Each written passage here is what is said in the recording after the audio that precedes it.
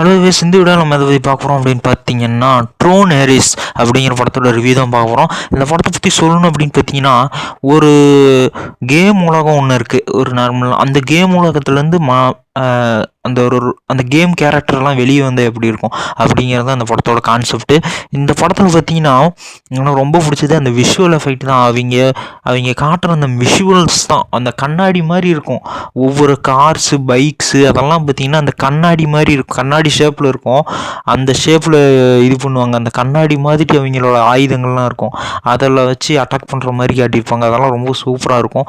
இந்த படத்தோட கான்செப்ட் பார்த்திங்கன்னா அவங்க வெளியே வர்றாங்க, வெளியே வந்து கொஞ்ச நேரத்தில் அழிஞ்சு போகிற மாதிரி காட்டியிருந்தாங்க. மறுபடியும் அவங்க வெளியே வரணும், டக்குன்னு அவங்க வேலையெல்லாம் முடிக்கணும், அந்த மாதிரி காட்டியிருந்தாங்க. கொஞ்சம் சுவாரஸ்யமாக இன்ட்ரெஸ்டிங்காக இருந்துச்சு. அவங்க நிரந்தரமாக வெளியே வரும்போது பயங்கரமான விளைவுகள்லாம் அதை அப்படியே நம்ம ஹீரோ வந்து ஒரு புது ரோபோட்டாக வராரு. அவர் வந்து ஒரு புது கேரக்டர், ஒரு கேம் கேரக்டர் வர அவர் வந்து சரி பண்ணுற மாதிரி காட்டியிருப்பாங்க. நல்ல ஒரு விஷுவல் எஃபெக்டாக சூப்பராக இருந்துச்சு இந்த படம். இந்த படத்தில் ஹீரோயின் இருந்தாங்க, அவங்களும் நல்லா பண்ணியிருந்தாங்க. இந்த படத்தில் ஹீரோ கேரக்டர் ரொம்ப சூப்பராக இருந்துச்சு. விஷுவல் எஃபெக்ட் நல்லா இருந்துச்சு. இந்த படத்தோட கதை கொஞ்சம் நல்லா இருந்துச்சு பார்க்குறதுக்கு. ரொம்ப விறுவிறுப்பாக காட்டியிருந்தாங்க. படத்தை போர் அடிக்காமல் கொண்டு போயிட்டாங்க.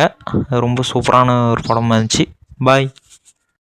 ஒரு பிரம்மாண்டமான படம் பார்க்கணுன்னா இந்த படத்தை பாருங்கள். பாய். ஒரு முக்கியமான விஷயம், நான் இது வரைக்கும் பார்த்ததுல இத்தனை பிரம்மாண்டமான படம் மிஸ் பண்ணிடாதீங்க.